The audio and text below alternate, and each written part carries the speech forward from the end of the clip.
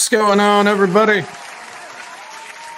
Welcome to the Watchtower podcast, the non-Jehovah's Witness Watchtower podcast. This is episode 163. 163, Natural Asset Company. We're back. Yeah, we're back. And it's interesting where it's been a week. I only take one show off, and I'm sitting here, and I forgot like half of the things that I need to do to get this stuff done. It's crazy what just a short little break will do to you, but we're back. Glad you guys could join me. Thank you for being here. I'm sure some of you have forgotten that this is what we do on Tuesdays and Saturdays. Like I forgot how to do half of my show, but either way, if you're here live or watching later, thank you for being here.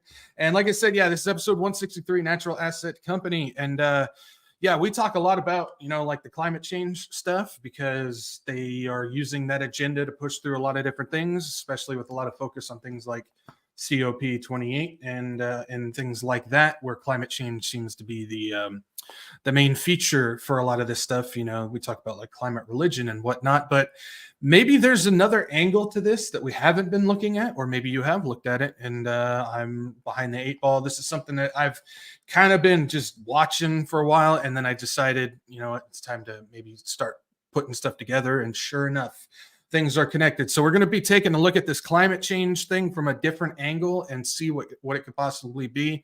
And it ain't good, at least for those here in the world, but for us who have Jesus Christ, we got nothing to worry about. That's for sure, because we're going to be out of here.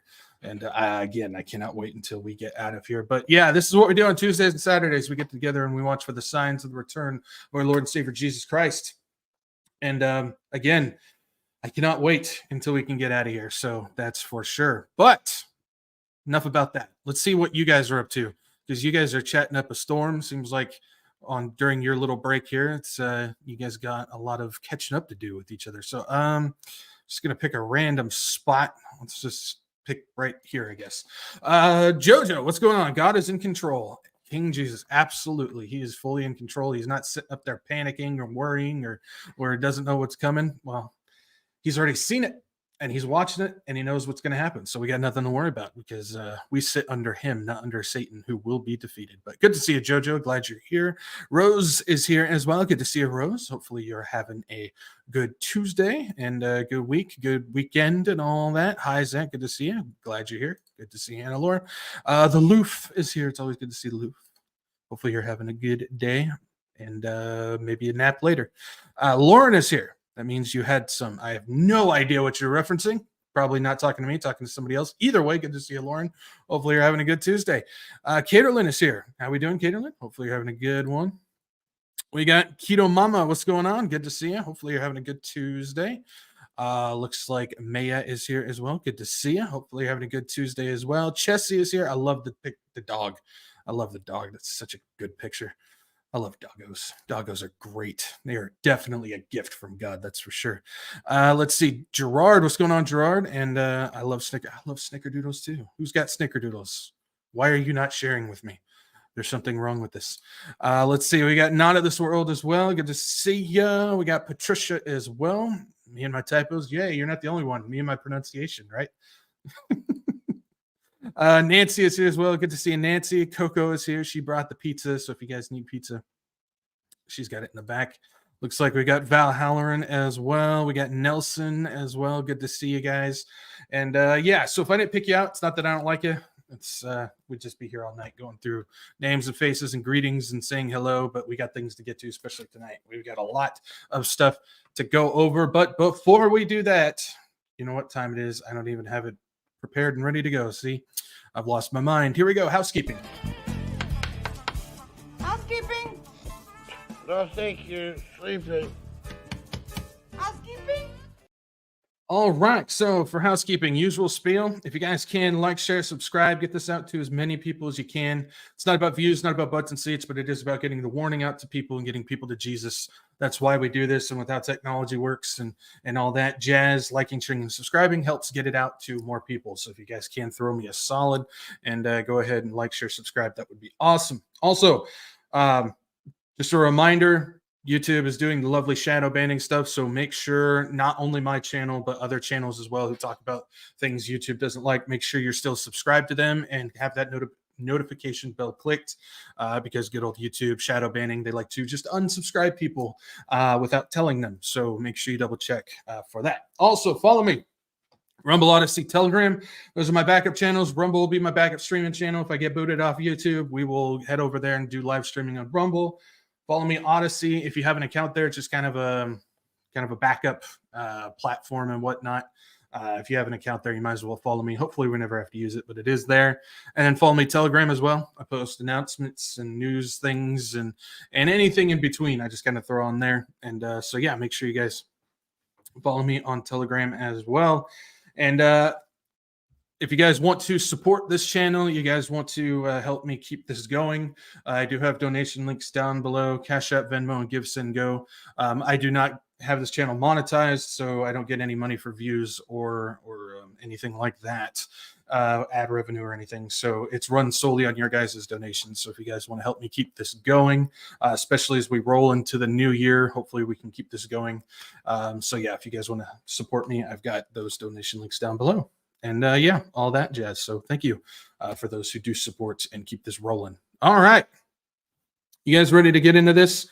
Let's see here. First thing we do on Tuesdays is we always start with natural events. We keep tabs on just trends as far as earthquakes and volcanoes and whatnot. I'm not a geologist or anything like that, but I just like to keep a track on this stuff because, as we know, these things are a part of the birth pains. They're going to increase in size and frequency as we continue to get closer to that birth. And so we watch for trends on this stuff. And I'll tell you what, the volcanoes are kicking up.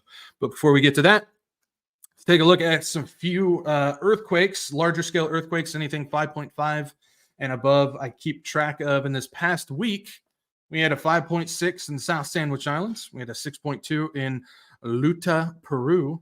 Alaska, however you want to pronounce that, here in the United States. There's a 5.6 in Tocopilla, Chile, 6.1 in the South Atlantic Ocean, just south of Africa. Then there's a 5.6 in Pangai, Tonga. Again, that's a cool name. Why do we not have just name a state Pangai? How about that? Just California. Why not? Enough of California. We'll call it Pangai. Why not? We'll go with that. But there's a 5.6 quake in Pangai, Tonga. Then there's a 5.8 in Isengel, Vanuatu. And then a 5.9 in Kanit, Chile. I have no idea. I do not speak Greek.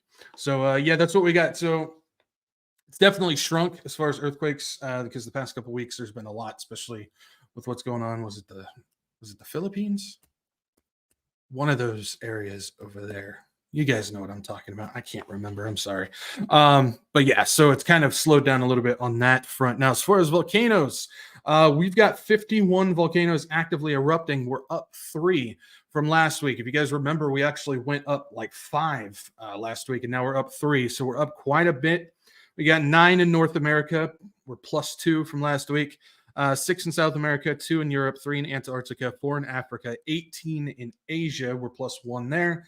And 9 in Oceania. So we've got an increase in the volcano activity, and we know what's going on in Iceland with all that stuff as well. So it's definitely increasing on the volcano front, especially since there's a couple months we were just kind of chilling at the about the 42 to 45 range. So we've definitely increased from there. So yeah, that's what we got as far as natural events on that. So all right, here we go. Let's get into this. So it's no surprise. I'm sure you're all aware of the wonderful climate agenda that they keep pushing down our throats, whether it's in all the policies that we see, the different things in schools. We see that they're trying to push it in schools. They're trying to do it in all the governments all across the world. They're injecting this into things like banking and whatnot, which that's what we're going to take a look at tonight. But we're all aware of this stuff, especially since we just saw the things at like COP28 and the past ones as well. There's always an emphasis put on climate change. It's part of their ESG stuff as well. And you just see this, they seem to be using this thing to get everything going. Now, this isn't anything new. We understand that they've been using this ever since the establishment of the Club of Rome and the UN and all these things. Environment has always been a key point, but especially lately, it's been the main driving effect for this stuff. And so we've talked about this subject a lot, whether it's the different policies that they're using for it, whether it's events like COP28 or anything like that. We've even addressed the spirituality side of this stuff as well in the End Times New Age series. But I think that there's another angle of this to be explored. And I think it's actually one of the most important angles of it, because this might be something that actually drives us even further into that beast system. Like maybe is the element that kicks it into the beast system. We see a lot of things pushing in that direction, but this may be the thing that sends it into it. I don't know. I'm just saying it could be. So again, we've explored all these things. So let's take a look at this, which is the Natural Asset Companies, or NACs, NAC, NACs. And so I don't know if any of you guys have heard of this before.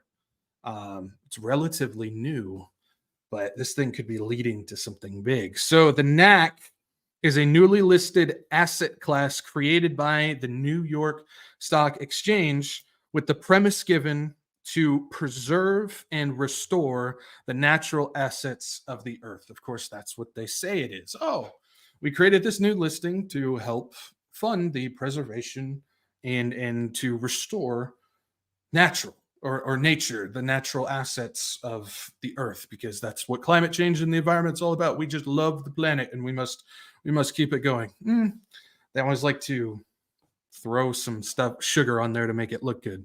The NAC will allow the formation of specialized corporations. Oh, here we go. We're already seeing it. Specialized corporations that will essentially generate massive profit off of land and the assets from them.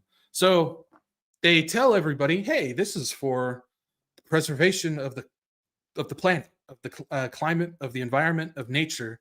But ultimately, what it is, oh, we're going to create specialized corporations to profit from nature. Well, there's more to it than just that. But ultimately, this is the leading factor for it. Whether it's national parks, rainforests, farmland, or the resources from them like water, wood, food, fish, air, all these things, these NACs will use these assets to generate infinite profit, even if the NAC doesn't even own the land.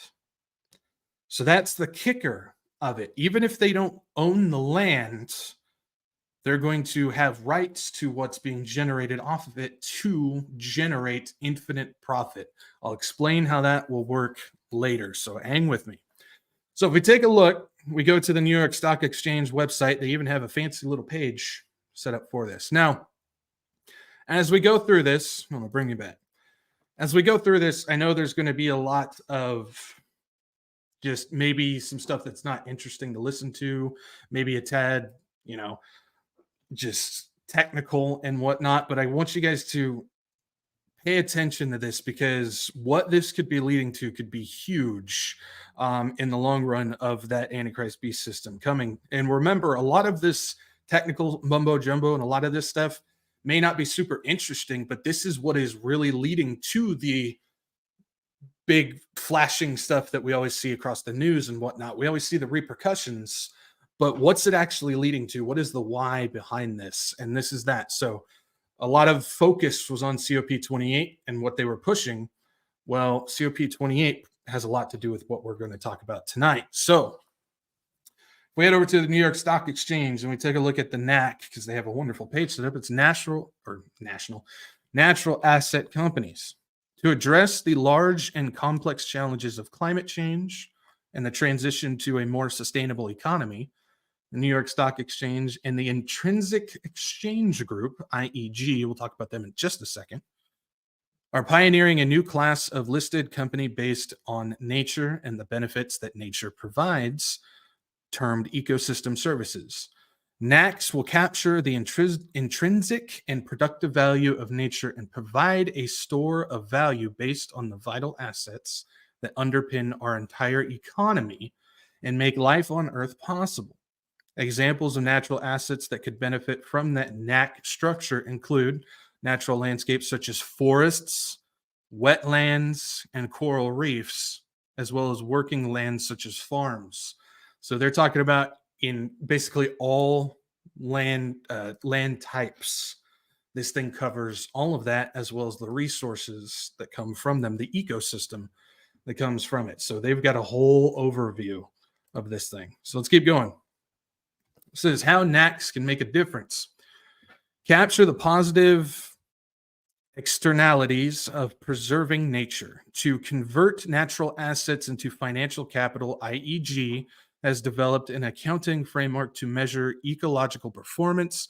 Natural assets produce an estimated 125 trillion annually. Don't know where they get that number from. They just throw it in there like they normally do. And global ecosystem services such as carbon sequestration, biodiversity, hang on to that word, and clean water. Allocate capital for our future. The NAC is transformational solution whereby natural ecosystems are not simply potential resource to extract, but an investable productive asset, which provides financial capital to responsible stewards of ecological resources. As a publicly traded equity, NACs will enable investors to allocate capital efficiently to meet their sustainability objectives. So here we go. We got the sustainability aspect of this already coming into play. We know this is a part of the UN agenda, Sustainable Development Goals. What's been one of the leading factors behind it? It has to do with ecosystems, nature, different land, and all these things. And now they're inserting the profitability factor to it along with biodiversity. Now we want to hang on to that, remember. Now, one of the men who was most excited about the creation of the NAC, of course, would be BlackRock Larry Fink. So from here, this is what is this? This is from 2017. That's right. New York Stock Exchange new investment vehicle natural asset companies, or NAC, will tap into ESG fever. So these are connected. This is just the side that you've probably never heard of. Now, I'm sure some of you have. This is probably one that you haven't. But we can see here through this article, it says in return, investors will get access to a new form of sustainable investment. A space has enthralled the likes of BlackRock CEO Larry Fink over the past several years. We understand he's been pushing ESG hard for how many years now? Maybe this has been underneath all of that, and we just didn't know it. And I'll explain again at the very end why this is so important. But it says, over the past several years, even though there remain big unanswered questions about it, a 2020 report from the U.S. SIF Foundation, a nonprofit that advocates for the adoption of sustainable investing, found that 1 out of every $3 under professional management in the U.S. at the end of 2019 was managed with sustainable investment strategy. There is a reason for that. And let's see here. If we keep going, it says, when public, a NAC will be required to file financial statements in accordance with U.S. accounting rules, just like any other publicly traded company. However, IEG, we haven't gotten to them yet, but we've seen them pop up how many times already? We're going to get to them in just a second. Whose investors include the Inter-American Development Bank, the Rockefeller Foundation, hey, there we go, and Aberdare Ventures has also developed a framework to measure the ecological performance of the NAC as a way to make up for any gaps in the traditional metrics. The ecological standards will include relevant, reliable, and understandable information on the flows of the ecosystem services the NACs produce and their stocks of natural capital assets. Former Financial Accounting Standards Board Chairman Robert Hertz said in the statement Tuesday. Hers and several accounting firms help advise IEG on economical framework development. Okay. Again, I know there's a lot of technical stuff. At the very end, I'm going to summarize what all this means to make it very simple in a nutshell. I just want to make sure we have a firm understanding of what all this stuff is before we get there. So hang with me. I'll explain it all at the end if I've already lost you. But we've already got things like the Rockefeller. We already got things like Larry Fink and BlackRock.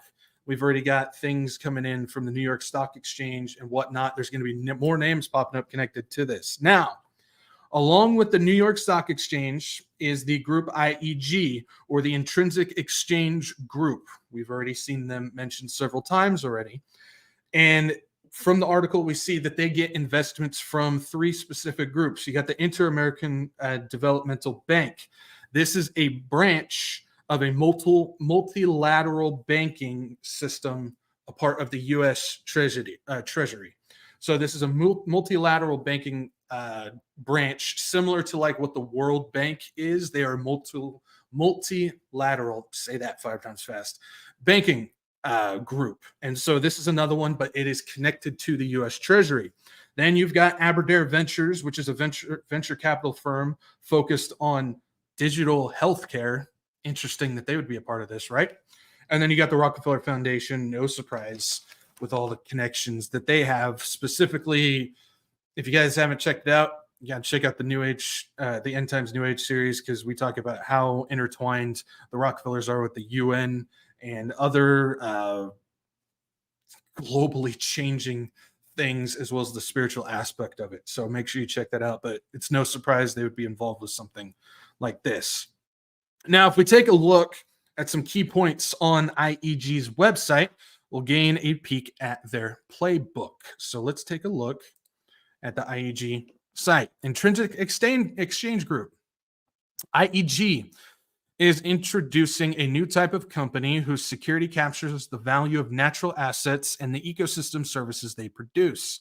NACs are fundamentally different from the traditional companies because they are chartered to protect, restore, and grow. There's all the sugar.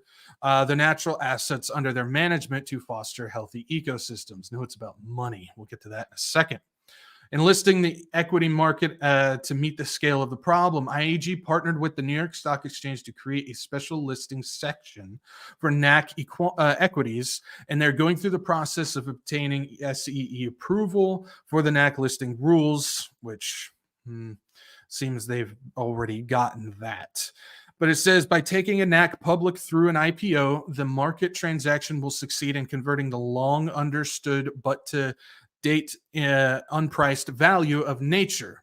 So long understood value of nature, but it was just not correctly priced. Now apparently it is, and they're going to take it into a financial capital. This monetization event will generate the funding needed to manage, restore, and grow healthy ecosystems around the world and bring us closer to achieving a truly sustainable circular economy.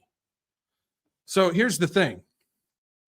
They're throwing more sugar on there, but what this is about, we'll see at the end, isn't about making the nature pay for its own management type of deal, which what they're talking about. No, this actually has to do with creating, again, an infinite profit while making a wealth transfer. And I don't want to jump too far ahead, but this has to do with another wealth transfer system.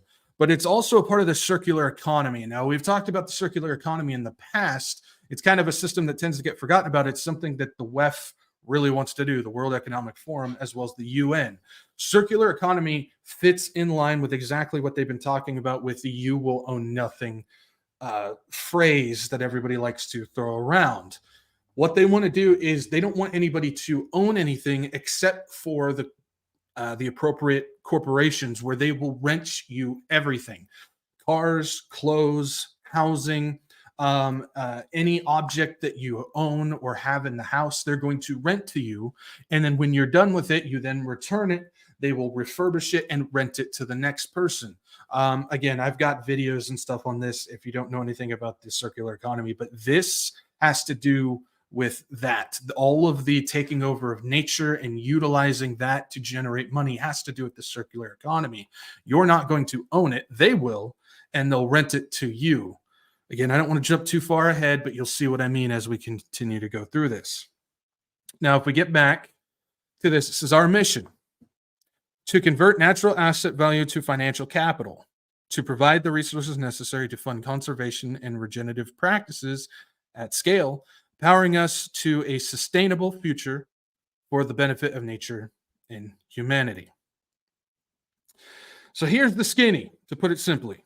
When you begin to turn basic biosystems like air, water, foods, medicine, even things like tourism, pollination, carbon, etc., into not only a financial asset, but you also turn it into a tradable asset.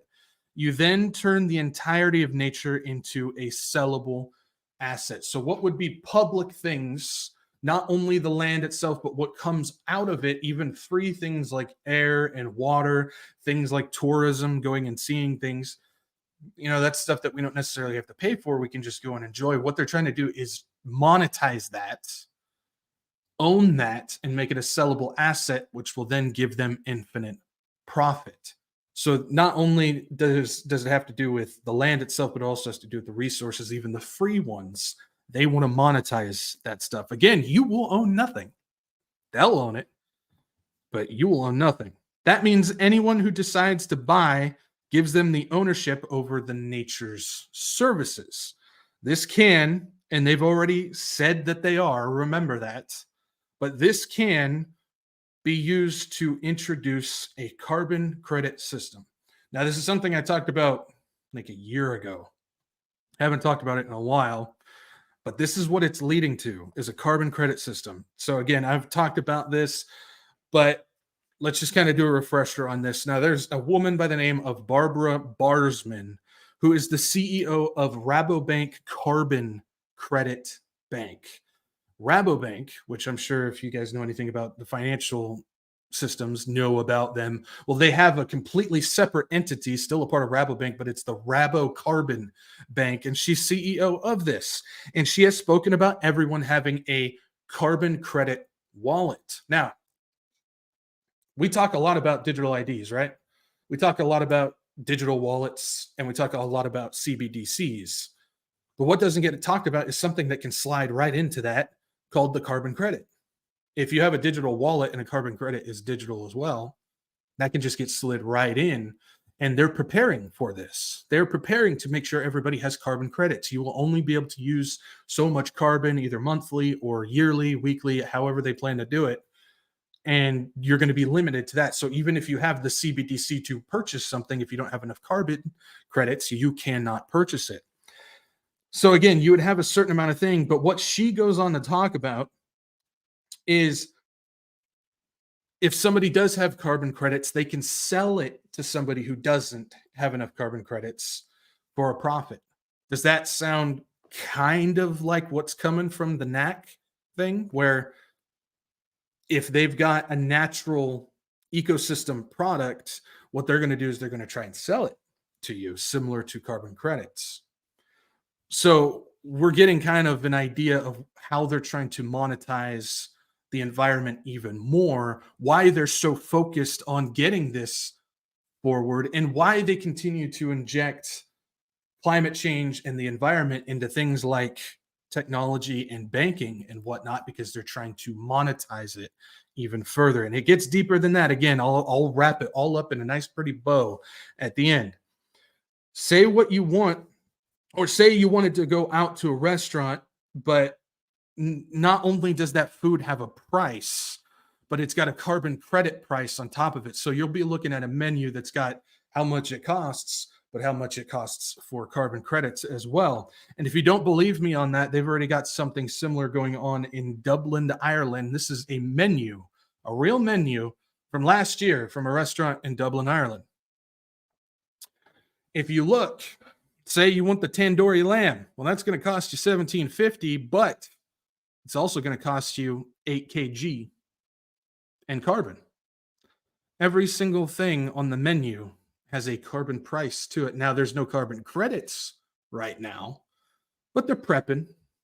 They're conditioning you. They're getting you ready. I don't know how many of you have been on, say, like like Amazon or something, and you're looking for something, and the company lists how much carbon the product took to make. Yeah, it's on there too. Not all listings, but on some of them. Different websites will list how much the carbon is. So they're prepping. They're getting ready. It's not here yet. But we've also seen things like MasterCard team up with Doconomy, which Doconomy is basically they have an app system that tracks your carbon footprint. If whether you travel, you eat, what you buy, what you do, if it produces some type of carbon, it'll keep track on their app. But they also introduced, which was discontinued last year, was a carbon credit card. And we've seen other companies that were doing something similar where they were working on it. Now, it's not here yet. It looks like they've stopped it altogether, but we just never know what they might come out with next. But they have been preparing for that. We've seen them preparing in the way to get it done. They are trying to not only monetize nature and monetize all of just even the free ecosystem resources that come from it, but they're also trying to make it in a way where they can even monetize the use of the land, even if they don't own it, as well as control what you can do accordingly through carbon credits and monetize that as well. The area of the climate angle has been entirely silent for a while now. Again, last time we even talked about this was roughly a year ago. But just because it's silent doesn't mean that's gone away. Keep that in mind.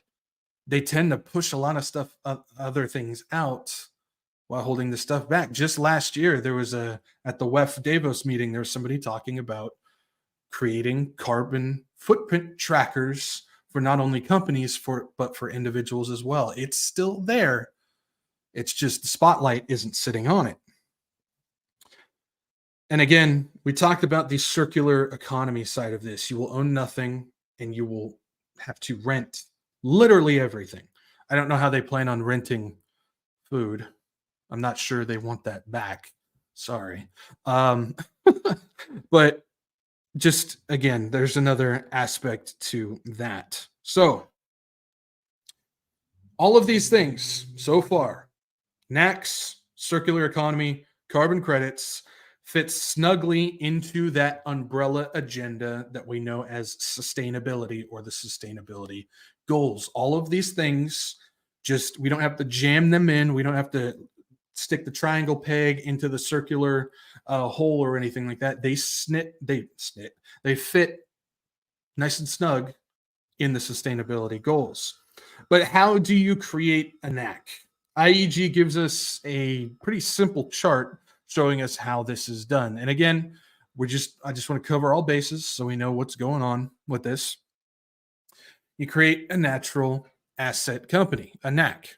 So first, you basically identify a natural asset like a forest, a lake, a farm, anything like that. And then you give it valuation. Where that number comes from, how they know what the valuation is, I don't know. It's pretty much just like everything else with the government. They just make up a number and throw it out there. So they're just going to give it a valuation after they figure it out. One of the main groups that's leading the way for this is a group which has to do with the Natural Capital Coalition. And so what they do is they come in and kind of like how you have rating agencies for stocks, that's what they're going to do for natural assets.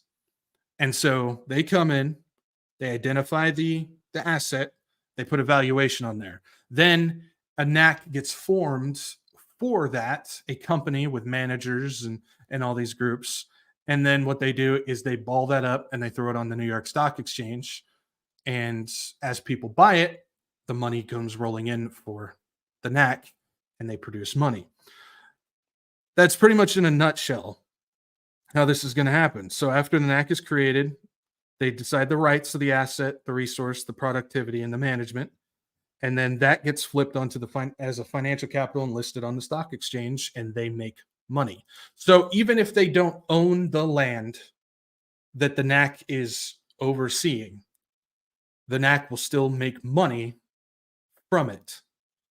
So say you have a farm and there's a NAC overseeing your farmland, they get profit from it without even owning the land. It's amazing how this is going to work. There's a lot here. I'll tell you what. So you'll notice how it's possible that neither the natural asset company, the NAC, or the managers in that company need to own the land or the assets. The NAC is just the piece that connects the assets to buyers like BlackRock.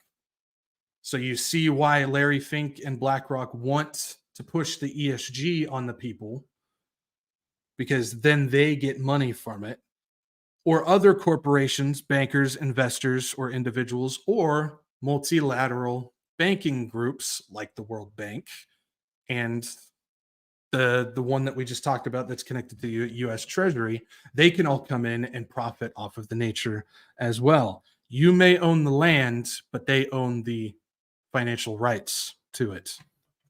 And there's nothing you can do about it. If you have the money, you can own nature, natural resources, and those who need it to service like us. So again, if you're an investment group, you can go ahead and just start profiting off of the land and all that. So what this is creating, and it's something that I've talked about for a while, is that neo-feudalistic technocracy society where they're going to own every bit of you ultimately. So the resources, clean air, water, tourism, fish, and nature, all of nature itself, they're going to own that. They're going to profit off of it. And then they're going to sell you back even the right to do so. You know how, like, we just all have a right to breathe? They're going to figure out a way to monetize that and sell it back to you. That's what they're working on right now. They're creating that system where they are the kings. They own everything, literally everything. And not only are they going to have the right to tell you that you can't do these types of things, but then they're also going to figure out a way to sell it back to you, even basic necessities like water, breathing, and things like that. This is why I've always talked about how, you know, everybody keeps saying communism, communism, communism. They're bringing in communism. They want communism. Communism, you're going to be begging for communism at the end of this. This is going to be so far beyond communism. You're going to wish it was communism. This is why I continue to warn people that what they're doing is a lot worse than that. This is fitting in line, again, with that neo-feudalistic technocracy. There's going to be kings, there's going to be the peasants, and then they're going to control you with technology, and then they're going to monetize you on top of it. That's not communism. That's way beyond communism. This is something that, again, I just don't even know how, without some type of spiritual entity whispering in these people's ears, how you even come up with something like this. It is evil beyond all get out, but it's genius at the same time. You have to at least recognize that even though it's extremely evil, how they're doing it is quite genius. And the only way that any of this stuff can come to happen over centuries of work, and we've covered a lot of those elements of it again with that End Times New Age series, but over century of work with thousands and thousands and thousands of people who all continue to be going towards that same goal without eating each other alive, you can tell that this is clearly spiritually led. There is a spiritual element to this. And of course, the Bible tells us this is the spiritual warfare aspect. These things are things that, again, are common minds. There's just no way that we can just come up with these things without something pushing it. Again, we look at some of the technology and what they're pushing with that. Again, there's got to be demons whispering in the ears of these people, which, again, we've talked about how that's true. There's been demons speaking instructions to these people as they go along. So get the idea of this is they're trying to introduce communism out of your mind. Get that out of there, because they're going so far past that you can't even see it anymore. They're going for something a whole lot worse. Again, you're going to be begging for communism. Now, that's the idea of NAC. They created a way to monetize nature, even if they don't own it, and then they're going to try and use it to sell it back to people. That's a NAC in a nutshell. But you guys know me. That's not enough for me. I like to dig. So I kept going to figure out where this came from and where it's going. What is this ultimately going to end up to be? Which, again, I'll wrap it up in a nice little pretty bow at the end. I know. Just hang with me.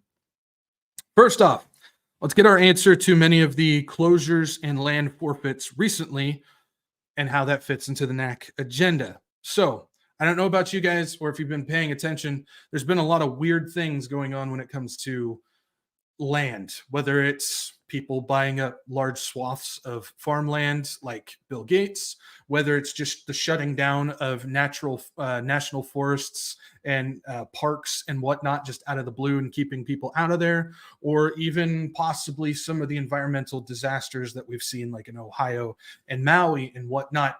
What does all this possibly have to do with connection to NAC? Well, it might be connected in a way that has to do with, again, taking control of the land. So if we take a look at the Federal Register, this is straight from the government. This has to do with the creation of the NAC. It says self-regulatory organizations, New York Stock Exchange, LLC, notice for filing of proposed rule change to amend the New York Stock Exchange listed company manual to adopt listing standards for NACs. And this is from September 29th, 2023 that this came through. So if we keep going, it says self-regulatory organization statement of the terms of substance of the proposed rule change. The exchange proposes to amend the New York Stock Exchange listed company manual to adopt a new listing standard for the listing of NACs. The proposed rule change is available on the exchange website at the principal office of the exchange at the commission's public reference room. So this has to do with creating the new listing for a NAC. Now, this is where we may get an answer. It says, purpose, the exchange proposes to adopt a new subsection, section 102 of the manual, to be designated section whatever, to permit the listing of common equity securities of NACs. So they were getting this set up to go on the listing. For purposes of proposed section, a NAC is a corporation whose primary purpose is to actively manage, maintain, restore, and grow the value of natural assets and their production of ecosystem services. In addition, where doing so is consistent with the company's primary purpose, the company will seek to conduct sustainable revenue-generating operations. So what they're doing is they're going to take control of managing land, even if they don't own it, and they're going to they're going to profit from it. Sustainable operations are those activities that do not cause any material adverse impact on the condition of the natural assets under a NAC's control. So what they're saying is if a NAC has control over a certain asset, they must show that they are making it better in some type of way. So if you look at things like what happened in Ohio when the train derailment happened, or you look at things like in Maui, where there's so much devastated land, and now what they're doing is they want to come in and help rebuild it. This is a way to get that type of asset company over it. Because if they had control of it beforehand and something bad happened, they would be disqualified. But because it's already devastated, if they come in and take control and it starts to get progressively better, they profit off of it. Does that make sense? I hope that makes sense. Because it does to me, at least. Now, sustainable operations, again, operations are activities that do not cause any adverse impact. The NAC may also engage in other activities that support community well-being, provided such activities are sustainable. So again, if they're coming in and they're providing some type of answer for a devastation or a devastating event, like a train derailment with chemicals or half an island catching on fire, there's a good way of financially profiting off of it, even if they don't own that land. So there's definitely another angle to this for that. So something to think about there. Gaining control of nature sites, land mass, or even national parks will allow them to monetize them accordingly. Again, they don't have to own them, but they can then begin to manage them, and that's enough. Now, one of the notable things I saw on IEG's website is the term biodiversity. I told you to hang on to that. If you've been paying attention to the different policies, speeches, comments, agendas that include climate change, you will notice this term has been often involved, whether it's UN documents, WEF documents, whether it's speeches, COP28 things, comments by people, they tend to use the word biodiversity a lot. I don't know how many times we've read that word in other documents that we have come across as well. Sitting there going, okay, what exactly does that mean? So if we take a look again at the IEG website, take a look. It says we face large and complex challenges: climate change, a biodiversity crisis, inadequate means to efficiently transition to a sustainable, stable, and more equitable economy. The root cause of many of our environmental and social problems stem from market defects, the economists term externalities. So we got biodiversity. Keep going. Next will be governed as other traditional listed companies with several additional requirements, including adopting. You got the environmental and social policy. No surprise there. A biodiversity policy that articulates a commitment to achieving no net loss and, where possible, a net positive impact on biodiversity. Then you got things like the human rights policy, equitable benefit sharing policy, and all that jazz. So what is this? What does it come from? Why do they continue to throw it in all of these things? Well, let's go into some history, shall we?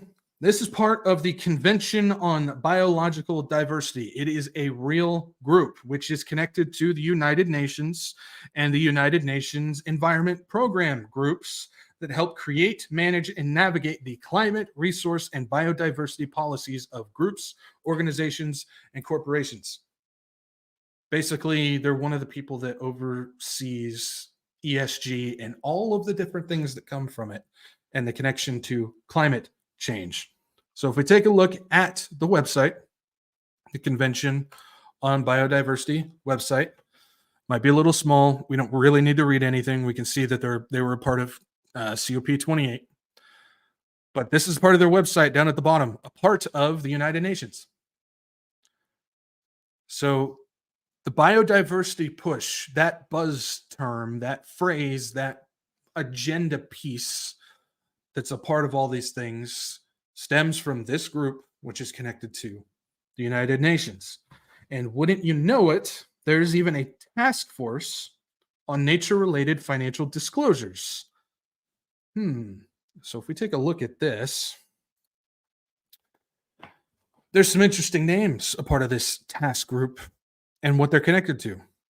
So biodiversity concerns represent the next frontier in climate disclosure.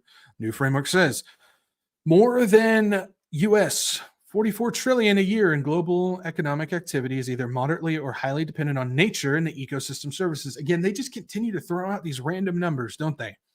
As it provides. Now, an international market-led move is afoot to put nature-related risk and opportunity analysis into the heart of corporate decision-making. ESG possibly?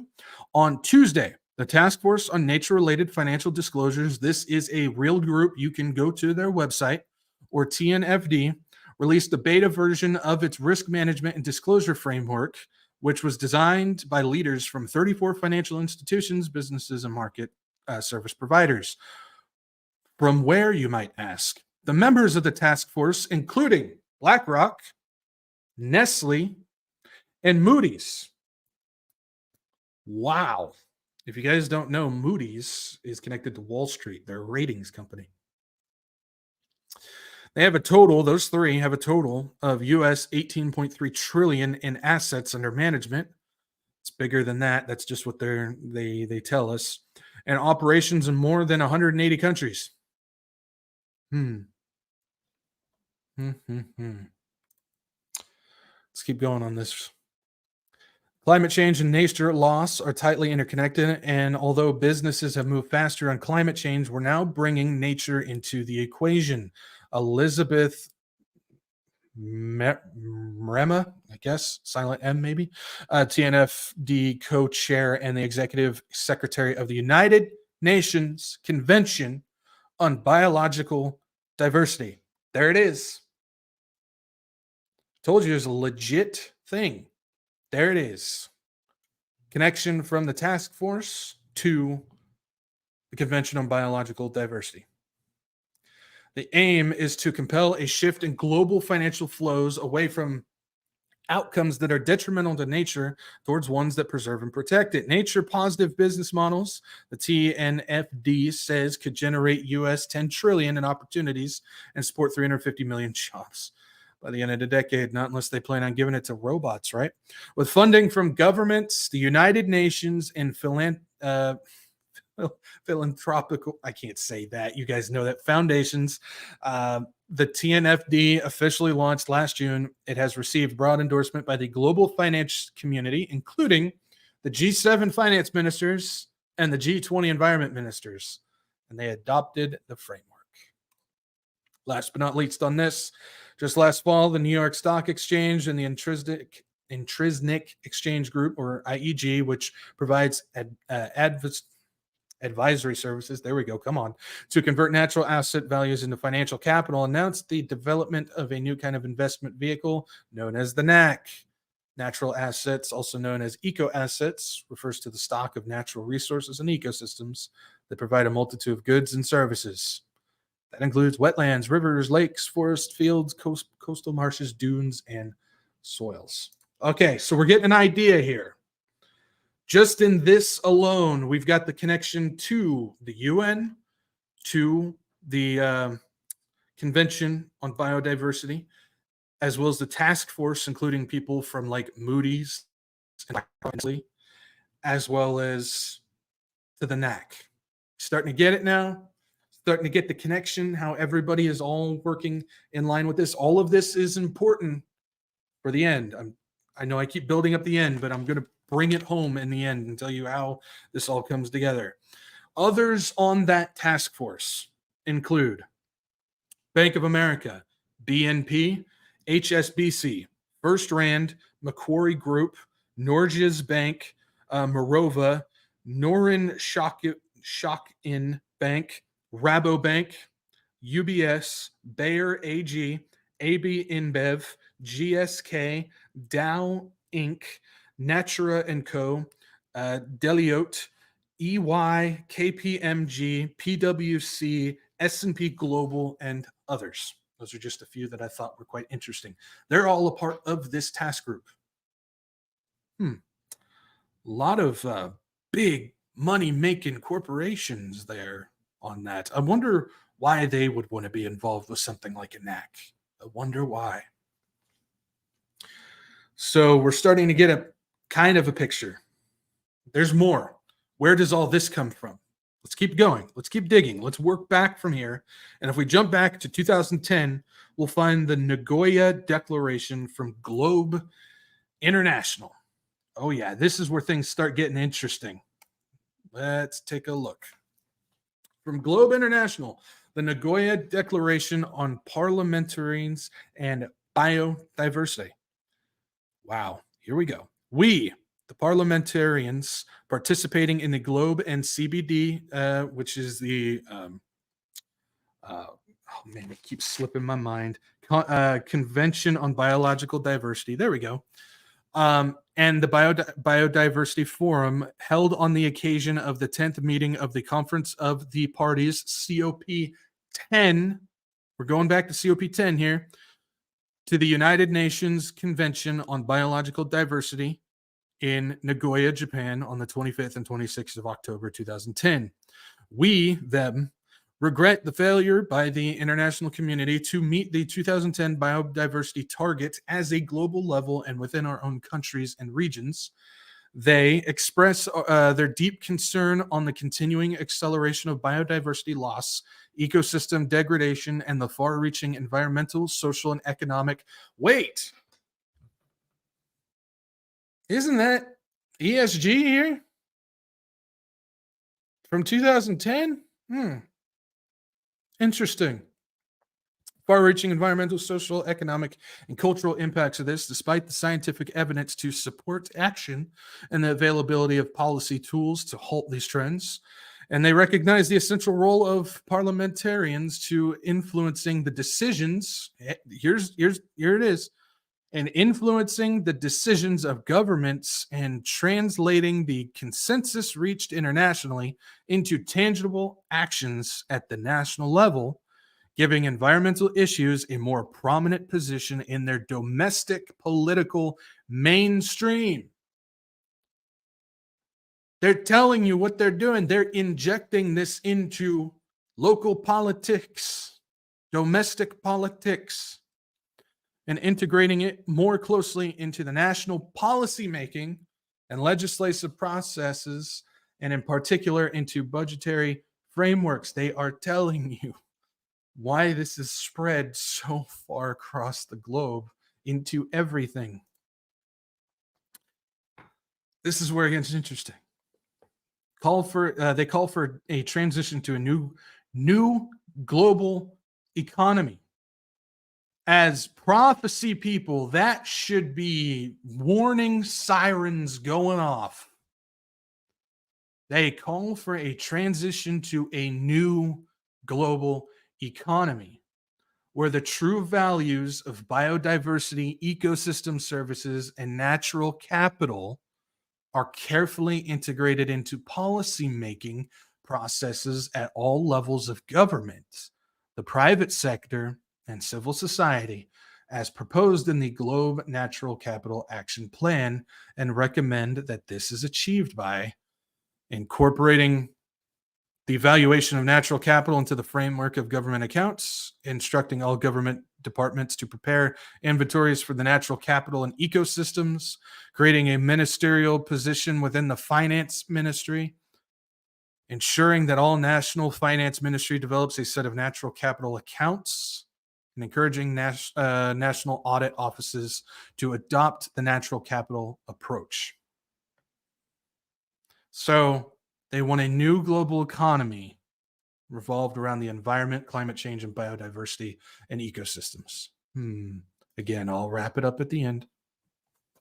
We welcome the inclusion of the strategic goals and targets in the strategic plan for 2020 and offer our political support to help achieve these through our participation in the ongoing work streams of Globe International, including offering our support for these things. We'll get to that in just a second. But they want this a part of 2020. Now, what happened in 2020?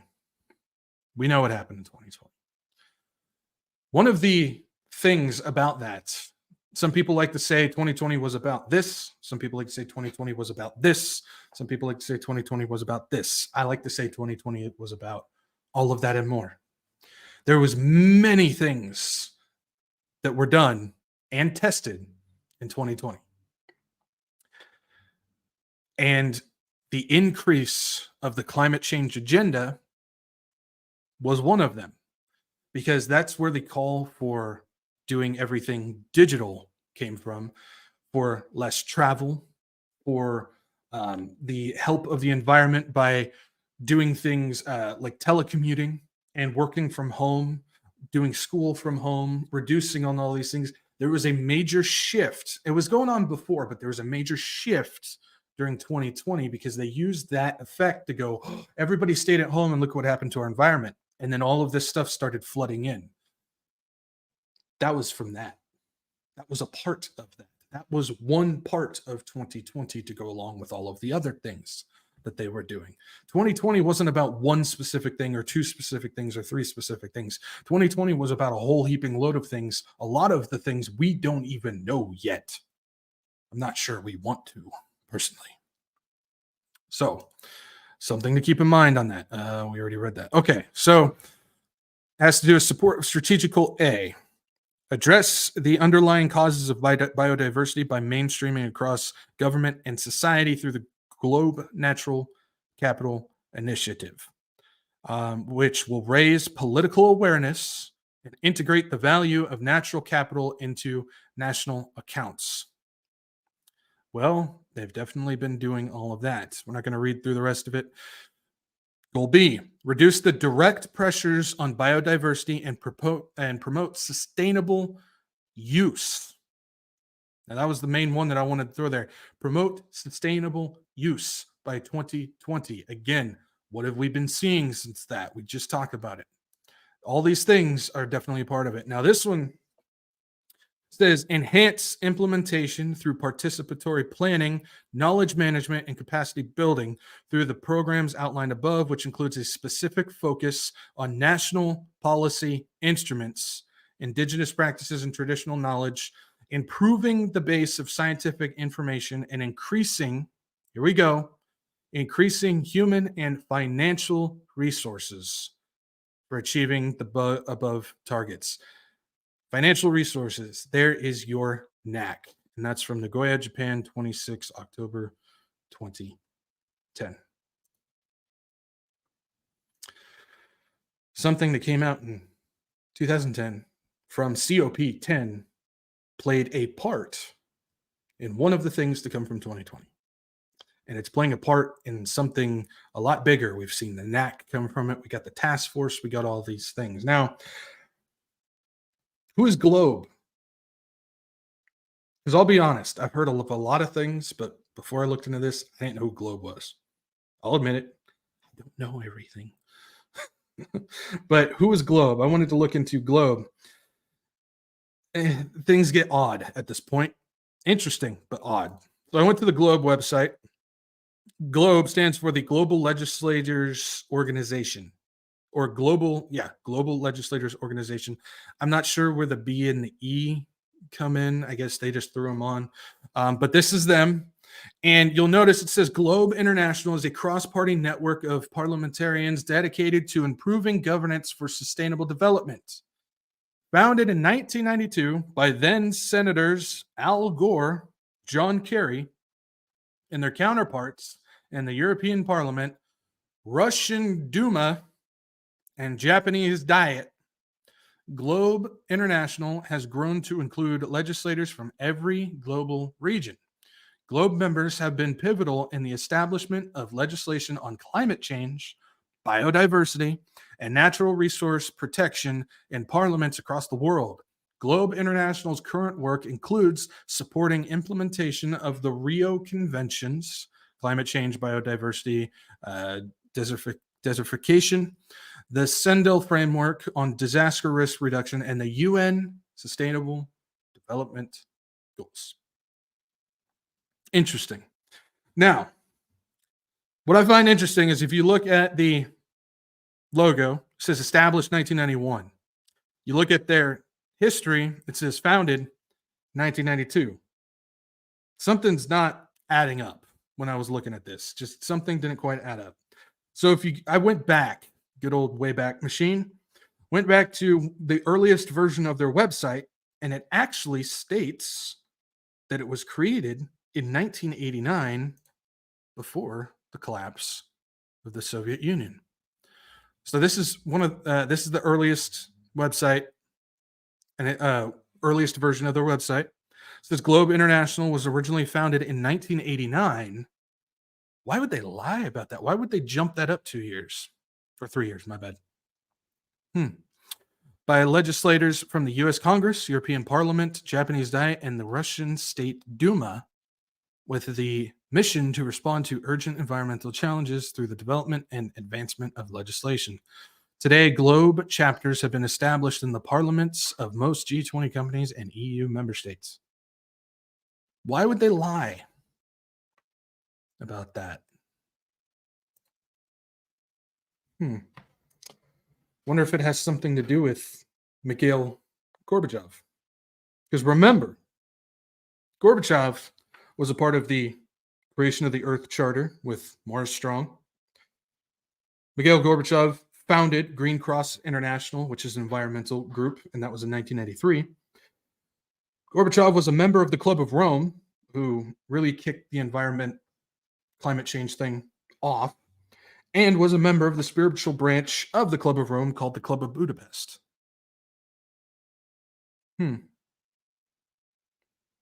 Interesting. I just think that's interesting why they would lie about something like that just by a couple years. Also keep in mind, from this 1992, the Rio Summit was the bomb drop for the climate and environment push that we see today. which 1992, just a few years before, apparently, this group came to be, as well as the Earth Charter came out. 1993 was the creation of Green Cross. It was that 1992 year where, again, it was the bomb drop for the environmental stuff. It really kicked into high gear from that moment on. And so I don't know. If you guys have a theory on why they would change that, I think it might have something to do with Soviet Union. Just throwing it out there. I can't confirm it nor deny it. Just saying.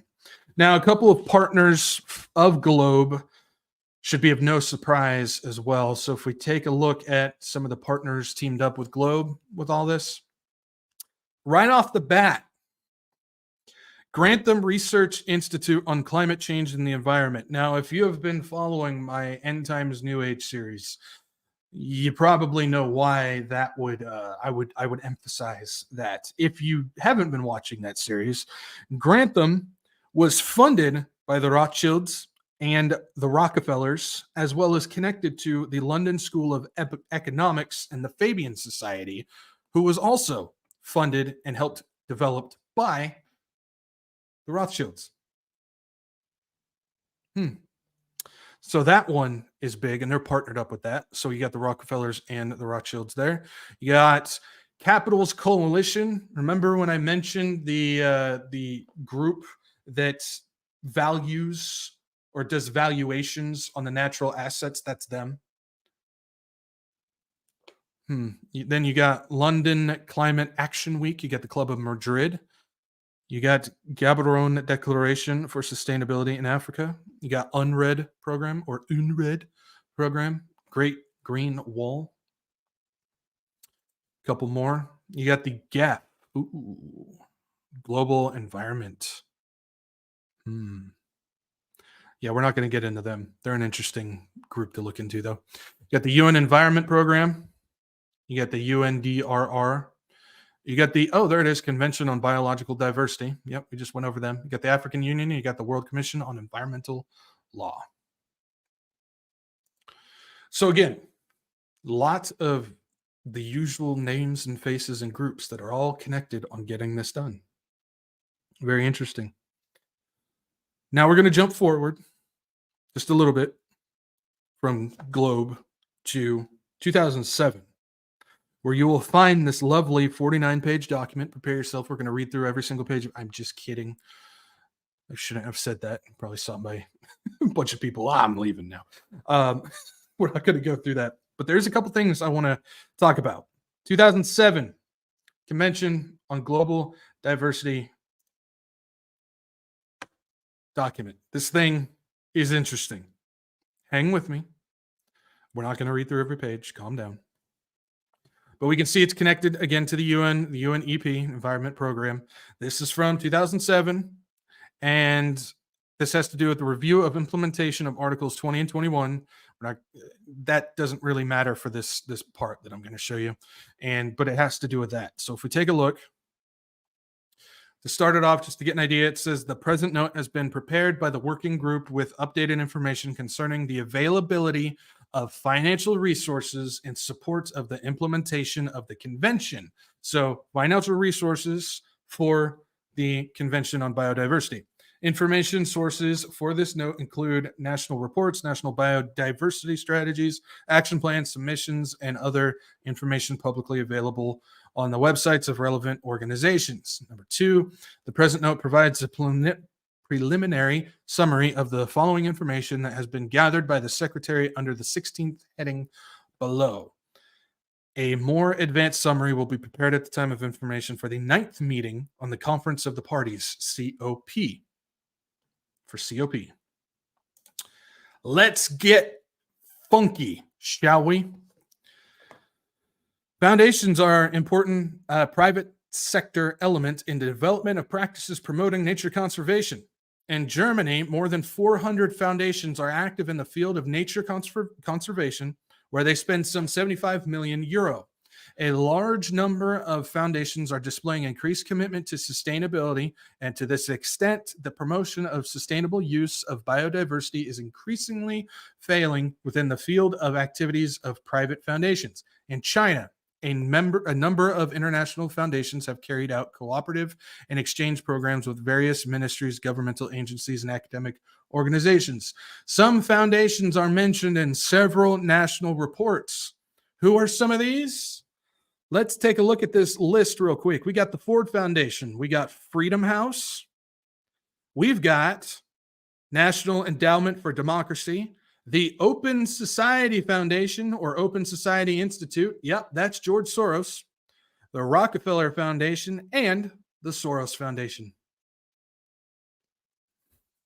Bet you weren't ready to see that now, were you?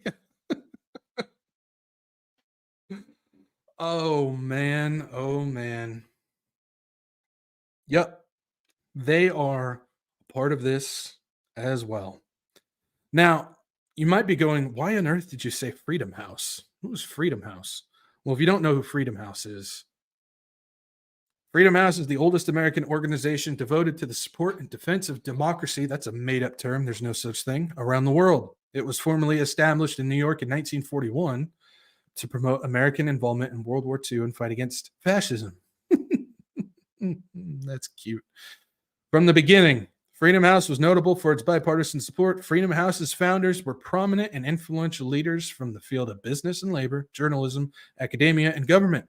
Central figure among its early leaders was First Lady Eleanor Roosevelt, as well as Wendell Willkie, the Republican presidential nominee who ran against President Roosevelt. I make emphasis on that because for those who have watched my End Times New Age series, you know exactly why I'm pointing out the Roosevelts, because of how involved they are in getting this mystery agenda forward. And looks like they were part of this as well. Interesting. Okay. Now, we've been through all that. I told you guys that I would wrap it up in a shiny bow at the end and tell you why all of this is so important, make it very easy to understand. Let's do it. This avenue leads to something called blended finance. And they promote it as something to support climate transition for underdeveloped countries. If we take a look at the International Monetary Fund blog from 2022, it states how blended finance can support climate transition in emerging and developing economies. Innovative instruments and equity finance are needed to enhance risk sharing through public-private partnerships and maximize the impact of scarce public funds. Now, it's not only the IMF. The WEF from April of this year is also promoting blended finance as well. How setting up a financial intermediary can accelerate sustainable development. Okay, so we got a couple big players here that are pushing this blended finance all of a sudden. What is this and why is it important? And how does it wrap into next? Hang with me. Now, this is something that there's a lot to it. There's a lot of inner working cogs. I'm still digging into some of those, but I believe I have learned enough about what is going on to wrap this up in a nutshell and explain to you what blended finance is looking to ignite. I guess that's the best way to put it. But in a nutshell, blended finance is a purposely structured collapse scenario similar to 2008, but slightly different. In a nutshell, that's what this is, all in the name of climate change. How is it different?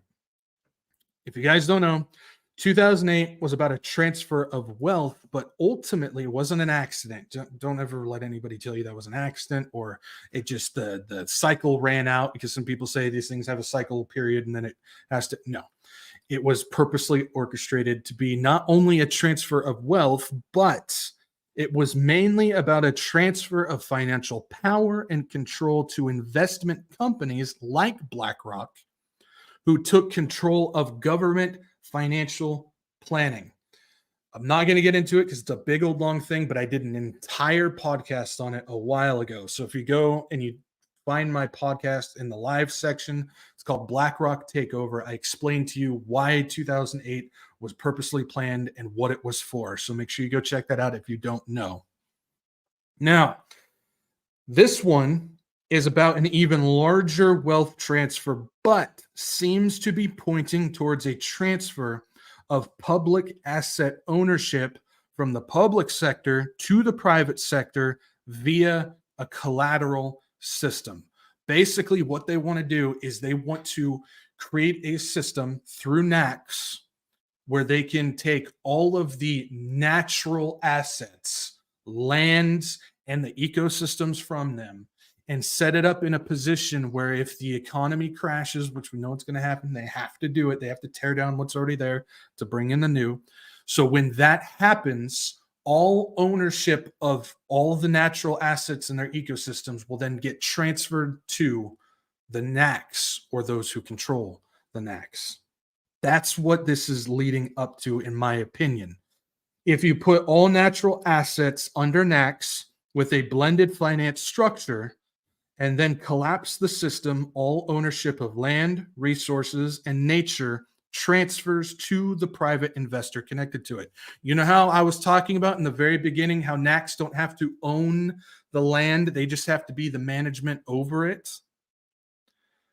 This is going to be the system in my opinion, this is going to be the system that is then going to, when it drops to zero, the land ownership gets transferred to the NAC, and then they'll own it.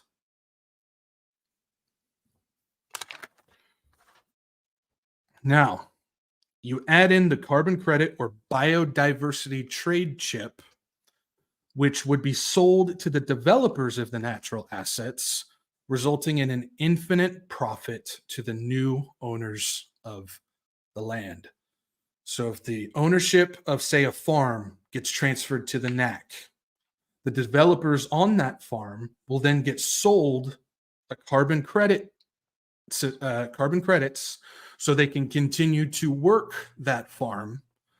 Ultimately, the private sector now has an infinite form of money by selling that carbon credit to the last owner of the land that they now own. That was the description of the NAC. We read it. It's to create a infinite profit system from the nature, from the natural asset, from the ecosystem from it. That's what this is. Infinite profit through natural assets. There's a lot of blended finance, or there's a lot to blended finance, but ultimately, it seems to be setting up to get public funds, taxpayers, to pay for environmental funds, along with private investors as the majority stakeholders. When the asset drops to zero, all money and all ownership in the asset floats to the majority stakeholder, which is always the private investor. The private investor takes the cake, takes it all, the money and the land, and then sells the credits to the person who originally owned it to keep it rolling, generating infinite profit. It's 2008, but much bigger in scale. This is two birds with one stone. You collapse the economy to bring in the digital system, with the natural asset ownership transferring to the private sector. It works flawlessly. Carbon credits are going to be part of the digital wallet along with your digital ID with the new CBDC, because when they collapse the economies, that's going to be their excuse to bring in the digital. And then at the same time, because it's never just for one thing, but at the same time, they can then do massive land and nature grabs at the same time.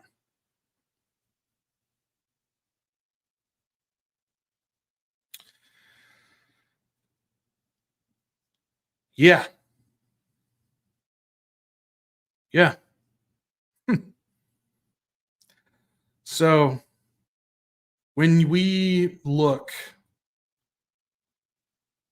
and hear and see all the things about climate change and the environment and all of that, it seems to be pointing towards something a lot more sinister than I think we really give it credit for. We talk about introduction of the digital system and all that stuff all the time, which that's part of the angle. Yeah, I agree. But there seems to be more to it.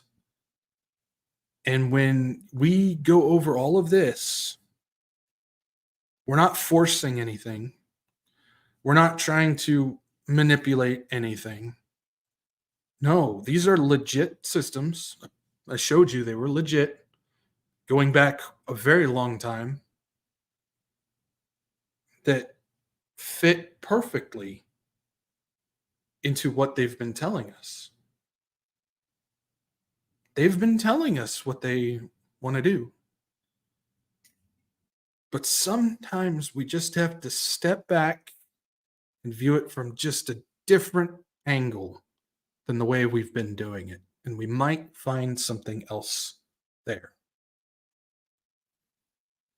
And this natural asset company and blended finance really seem to be pointing towards something much, much greater than we thought. But there's one more aspect to this. And here's where it gets good. You're going to want to hear this part specifically. If I lost you from the very beginning, this is probably the easiest and best part of this story. For those who have Jesus Christ, we don't have to worry about any of it. Not a thing. For those who have Jesus Christ, we don't have to worry about any of it. That's the best part. We are to be encouraged by these things. We are to look up when we see these things. We are not to worry. We are not to panic. We are not to fear. Remember, the Bible tells us 365 times. One for every day of the Gregorian calendar. Do not fear. Now, I ask you this. Why would Jesus constantly tell us to be encouraged, to edify each other with these words, to when you see the bad become even worse, to look up, to not worry, to not fear, to not have panic, why would he tell us that if he was going to leave us in it? Well, I believe that he tells us that because he's going to take us out before things get really, really bad. Now, that doesn't mean that we're not going to have some trouble along the way. I know some people want to think it's going to be hunky-dory and perfect all the time. There's going to be trouble. There's going to be trials. There's going to be some tribulation, not the great tribulation that's halfway through Daniel's 70th week. No. But we're going to have some trouble.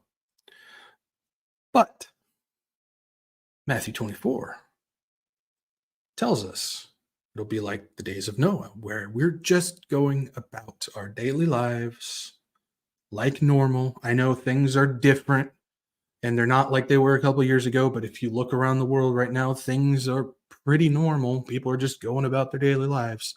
And then all of a sudden, the rapture is going to happen. We're going to get taken out.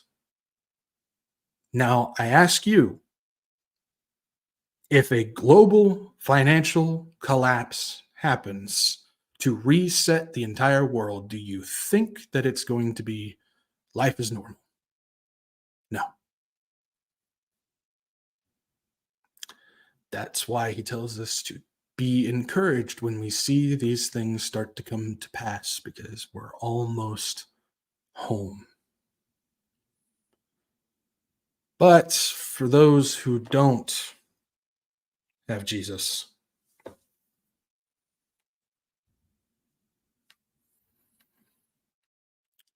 the Bible doesn't say don't worry for that. No. Bible's pretty clear. The only hope, the only salvation, the only grace, the only truth, the only escape.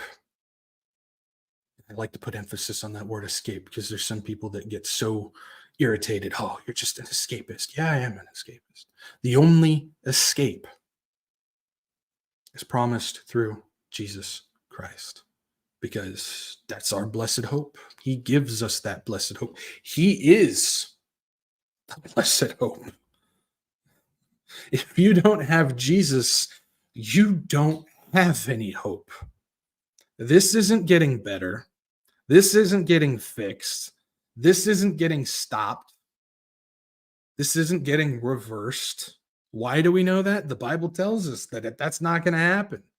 It's like labor pains. Have you ever seen a woman who gets the labor pains and all of a sudden they just stop or reverse because, baby just decided he's not? No. When they start to come, the baby's coming. So I urge you, if you don't have Jesus, you're with me, because I talk about some of this stuff that is interesting for those who like to see what's going on behind the scenes. But if you're sitting there and you don't have the Lord, you got nothing. And I'm not saying that as an insult, I'm not trying to hurt you, but you got nothing, because the only thing that there is Jesus. So I urge you, I strongly urge you, honestly, I beg you, come to the saving grace of salvation through Jesus, the one and only who can save. And it's so simple. So simple. He tells us to have a childlike faith, a childlike trust in him. He even tells us it will be the child who inherits the kingdom of God. And it's as simple as ABC. Now, some people ask, how do you equate ABC with the child? Because I always look at it as the children's toy. When you're growing up, you got the little wood blocks that has the letters on them. It's basically, I don't know, like the first learning toy that you get, because through it, you begin to learn the alphabet, which then in turn is the beginning of understanding the language, is the beginning of understanding, because you need to know the alphabet in order to learn, to grow. And so, as a child, you come to the Lord with the basic understanding of salvation, of saving grace, just like ABC, just like the child blocks. A is you admit that you're a sinner. This is the act of repentance. It's you admit that you're a sinner. You admit that you have sinned and sin. And you come to the understanding that your only Savior is Jesus Christ. And so you turn from your sin to Jesus. Now, does that mean that you have to completely stop before coming to Jesus? No, because we're going to sin. We're humans. We fall short. But you're turning from that lifestyle to Jesus. This is repentance. And so when you understand why you need Jesus as your Savior, you can then truly be in Jesus as your Savior. You believe that he is the one and only begotten Son of God, that he came down 100% man, 100% God. The God-man, the one and only, And he lived the perfect, sinless life, the one and only to do so, which makes him the perfect sacrifice. And so he took our place upon that cross and he died. But just as he promised, he defeated death. And on the third day, he rose again. For anybody who believes in him shall not perish, but spend eternity in paradise with him. So A, as you admit you're a sinner, you repent of those sins. And B, you believe in Jesus. And through that, you can then call upon the Lord. It's that prayer. Doesn't have to be anything crazy, long, spectacular. It doesn't, it's just, Lord Jesus, I'm a sinner. I believe that you are the one and only Son of God, that you came down, you lived the perfect life, you died on that cross, and you rose again. Lord Jesus, come into my life, come into my heart, forgive me of my sins, and save me, Lord Jesus. And now you pick up your cross daily and you walk with him. And we need warriors right now because time is running so very short and we need to get as many people to Jesus as possible. We cannot save anybody, but it's our job to witness and to introduce them. Tell them about what Jesus has done for you. He saved you from hell. I think that's worth telling somebody about. All right, guys. That's all I got. That's all I got tonight. Thank you for joining me tonight. And again, I know it was a lot of... I got a nose hair. Sorry. I know it was a lot of, stuff that may not be like super flashy or entertaining, but I think when you understand what this is and what it seems to be pointing towards, especially when you pay attention to what they're actually doing out there, it seems to be adding up. That looks like they're going for the home run on this and trying to literally own and sell it back to you of nature. It's going to be interesting. So we'll see what happens. And but the most important thing is we got to remember that our goal is to not try and stop this or anything like that. Yeah, we stand for righteousness, of course, but our goal, of course, he gives us 2 commands to do in this generation. We are a blessed generation. He gives us 2 specific things: warn people of what is coming and get people to Jesus. So let's focus on that. All right, guys, thanks for joining me tonight. You guys have a good week. It's good to be back. I'm trying to get back into the rhythm of things, even though I only missed one day. Kind of interesting.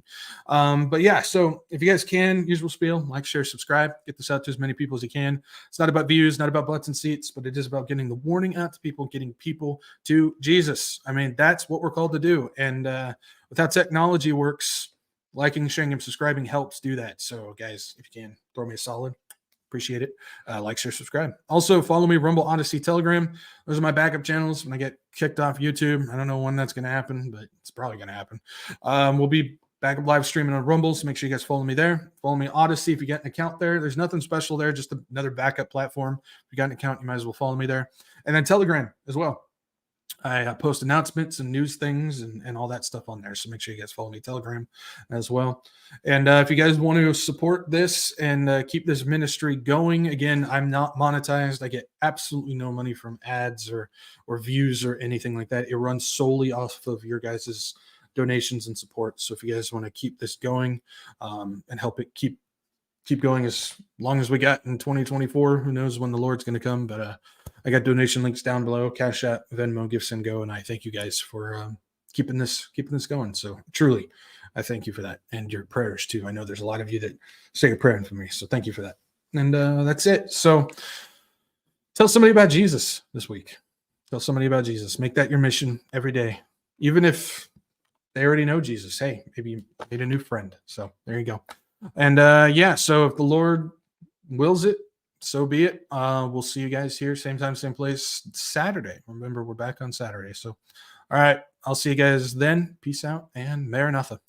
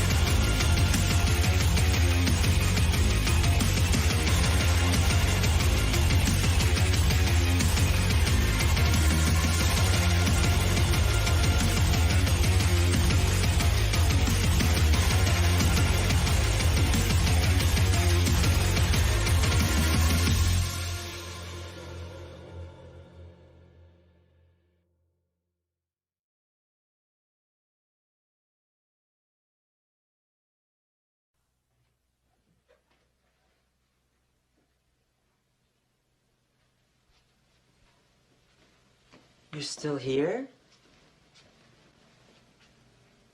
It's over. Go home. Go.